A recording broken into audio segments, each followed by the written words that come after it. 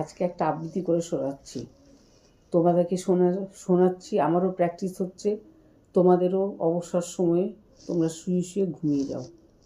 আচ্ছা, বিশ্বকবি রবীন্দ্রনাথ ঠাকুরের প্রার্থনা। চিত্ত যেথা ভয় শূন্য, উচ্চ যেথা শির, জ্ঞান যেথা মুক্ত, যেথা গৃহের প্রাচীর, আপন প্রাঙ্গণ তলে দিবস সর্বরি, বসুধারে রাখে নাই খণ্ড ক্ষুদ্র করি। যেথা বাক্য হৃদয়ের উৎস মুখ হতে উচ্ছ্বসিয়া ওঠে, যেথা নির্বারিত স্রোতে দেশে দেশে দিশে দিশে কর্মধারাধায় অজস্র সহস্রবিধ চরিতার্থতাই। যেথা তুচ্ছ আচারের মরু বালু রাশি, বিচারের স্রোতপথ ফেলে নাই গ্রাসী, পৌরেশেরই করেনি শতধা।